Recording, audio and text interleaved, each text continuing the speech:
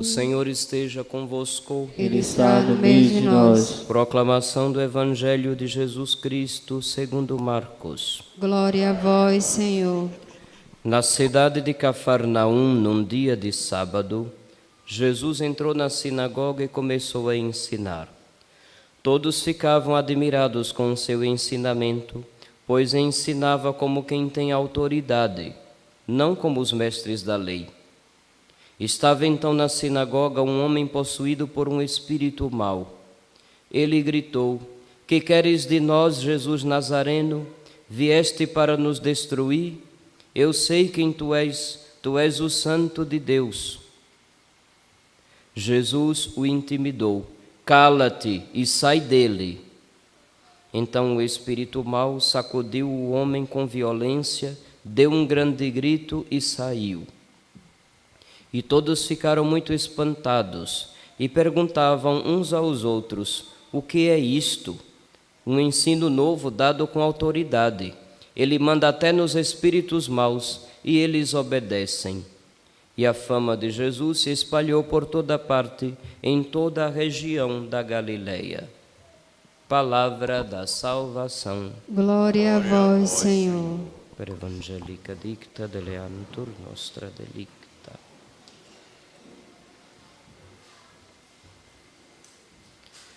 Filhos, nesses domingos do tempo comum, continuamos a leitura corrida do Evangelho de São Marcos. Depois de chamar os primeiros discípulos, nosso Senhor, então, vai aparecer já exercendo o seu ministério. Quando a gente olha a leitura do Deuteronômio, nossa primeira leitura, é impossível a gente ler esta profecia de Moisés: "O Senhor suscitará um profeta como eu, a ele vocês devem ouvir."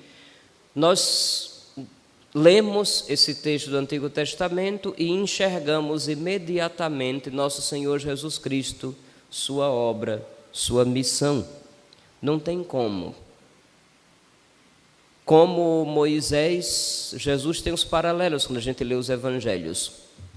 Como Moisés, ele foi salvo da morte de primogênitos, de crianças. Como Moisés, ele teve que também passar pelo Egito.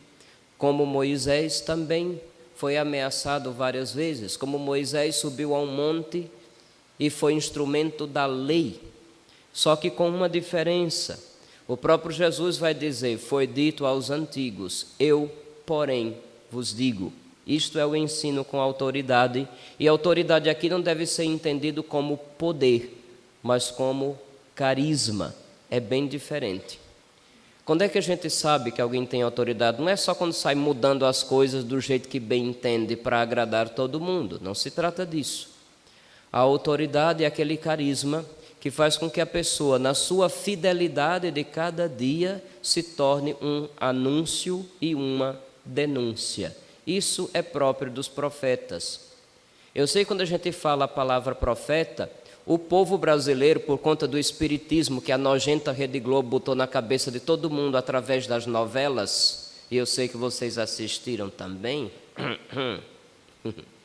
por conta da mentalidade espírita que se espalhou pelo nosso país, o povo acha que profeta é alguém que prevê o futuro.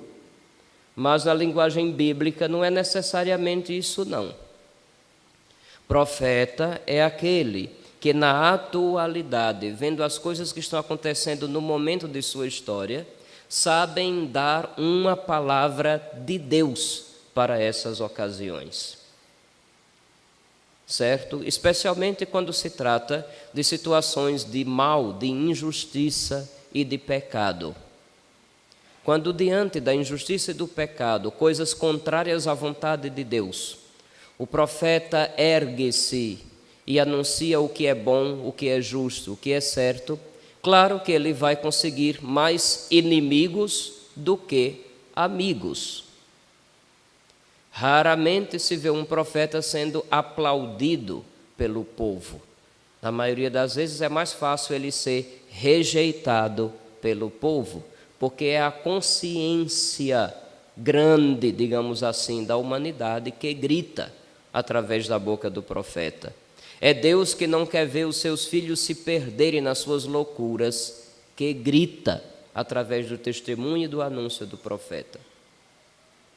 É nesse sentido que deve ser entendido, portanto, o profeta, tal como dito por Moisés, naquele instante antes de sua morte. Deus suscitará do meio de vocês um profeta como eu, e vocês devem escutá-lo. E também faz uma advertência.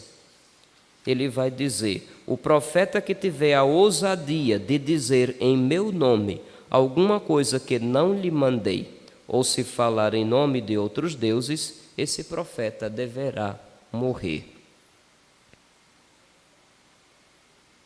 Sempre uma complicação, porque nos últimos 50, 60 anos, nós vimos aparecer em diversos lugares pessoas que acreditam ou acreditavam que estavam falando em nome de Deus e sendo profetas, quando na verdade estava promovendo a anarquia, a desobediência, o caos no meio da comunidade. Muita gente adotou ideologias de partidos e chegou a anunciar essas ideologias como se fosse a vontade de Deus. Até hoje existe, seja para a direita, seja para a esquerda. Nessas horas não tem um partido X que, digamos assim, mantém a hegemonia de dizer: todos os que falam em nome de Deus estão do nosso lado. Espera aí, todos os que falam o nome de Deus estão tudo quanto é lugar, se brincar até nos infernos, fazendo partido do diabo. Tem muita gente falando em nome de Deus, mas pelo partido mais dele do que pelo de nosso Senhor. Tomemos cuidado quanto a isso. Qual é o discernimento para a gente saber se de fato tem um profeta diante de nós? O profeta nunca vai anunciar uma coisa diferente do que Deus sempre anunciou ao longo dos tempos, chamando o povo a uma mudança de vida. Na Sagrada Escritura, quais são os apelos de Deus à conversão do povo? Se o profeta de hoje segue na mesma linha, sim, podemos ver ali Deus agindo. Se o profeta tenta propor, digamos assim, um ponto de vista que se choca diretamente com aquilo que a palavra de Deus sempre anunciou e com aquilo que os santos ao longo dos séculos vivenciaram e procuraram transmitir ao povo, então esse profeta não está dizendo palavra de Deus de jeito nenhum. Está querendo agradar a alguns grupos, digamos assim, que tentam impor aos demais as suas ideologias. O critério é isso. Veja a Sagrada Escritura, o que é dito está de acordo? Amém. Veja a vida dos santos, o que é dito hoje está de acordo? Amém. É muito simples. Aquilo que sempre e em todos os lugares e em todas as épocas foi crido e ensinado como justo e verdadeiro. Esse é o critério da tradição, como alguns chamariam também. Mas se a gente coloca apenas como critério da tradição, ele fica muito limitado. O que sempre e por toda parte foi acreditado por todos. É o critério para a gente saber também se está na vontade de Deus ou não. Se um profeta está dizendo a vontade de Deus ou não. Quando vê muitas novidades, muitas invencionistas, a gente fica um pouco preocupado. É verdade. Então, busque confrontar essas novidades com aquilo que sempre, por toda parte, foi acreditado pela maioria dos fiéis. Se aquilo que é novo está de acordo, amém. É palavra de Deus, é uma chacoalhada que nosso Senhor está dando para os nossos tempos. Então, nesse sentido é que deve ser entendido o profetismo. Quando nosso Senhor, então, vai dizer, foi dito aos antigos, eu porém vos digo, ele mostra a sua autoridade de Deus feito homem, porque só Deus pode interpretar de forma perfeita o que Deus disse e que os homens nem sempre entenderam. Por isso, no Sermão da Montanha, ele vai dizer isso, foi dito no passado, eu, porém, vos digo. E para mostrar que tem autoridade de Deus para dizer o que diz, nosso Senhor também opera os seus milagres. Hoje, na sinagoga de Cafarnaum, existe a cura de um endemoniado, um exorcismo, de certa forma. Eu sei que tem gente, por conta de historicismos e outros métodos de interpretação da Escritura, que querem fazer entender que aquilo que os evangelhos chamam de demônios seriam doenças psicológicas. Sei lá, algum tipo de esquizofrenia, algum tipo de perturbação mental, algum tipo de epilepsia. De fato, alguns relatos nos fazem entender que tinha casos que era mais ou menos por aí. Mas quando os demônios começam a falar coisas que as pessoas comuns jamais falariam, se torna evidente que não é apenas uma coisa da cabeça. Quando os demônios dizem que Jesus é o Santo de Deus, eles estão mentindo? Não, eles não estão mentindo. Mas por que Jesus não deixou eles falarem mais? Porque os demônios sempre tentam atrair sobre a sua obra e seus pensamentos a atenção de todos. Mesmo que diga coisas bonitas e aparentemente santas, coisas bonitinhas e boazinhas, o demônio nos ilude com esse tipo de linguajar, fazendo a gente acreditar que dizendo tal coisa ou agindo daquele jeito estará fazendo a coisa certa, porque é bonitinho, porque fala de Deus, porque as pessoas se sentem bem. Já ouviram isso em algum lugar? O demônio nunca vai fazer você se sentir mal para ganhar você para o lado dele.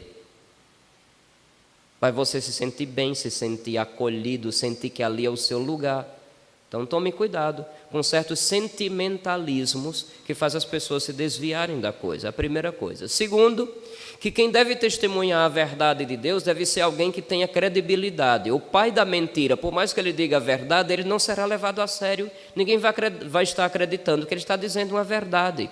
Ou seja, se há um mentiroso que está anunciando uma coisa verdadeira, a verdade tende a cair por chão, a cair por terra e descer pelo ralo. O anúncio da verdade deve ser acompanhado pelo testemunho de alguém que vive conforme a verdade. É por isso que nosso Senhor manda que os demônios se calem, por mais que estejam dizendo algo verdadeiro. O mentiroso faz com que a verdade perca sua credibilidade. Só a autenticidade de um testemunho bem vivido conforme Deus é que vai fazer com que o anúncio da verdade seja levado a sério. Por isso que a primeira coisa que nosso Senhor diz, mesmo quando o demônio diz a verdade, cala a boca, sai dele e sai.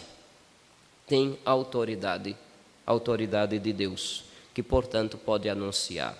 E falando nessa questão de carisma e de autenticidade para que a verdade anunciada seja acreditada, hoje, por exemplo, a primeira carta de São Paulo aos Coríntios, falando sobre a excelência do encontro com Deus, que faz com que a pessoa se ponha no anúncio, vai dar uma pequena distinção entre os casados e aqueles que abraçam a castidade, a virgindade, o estar solteiro, o celibato, por amor ao reino de Deus. Gostaria que estivesses livres de preocupações. O homem casado, sim, procura agradar a Deus, mas no seu casamento estará um pouco com um coração dividido. O que é que o apóstolo quer dizer com isso? Que quem casou assumiu a vocação de ser esposo e pai. E é ali, naquele ambiente familiar restrito, que ele é chamado a testemunhar o Evangelho.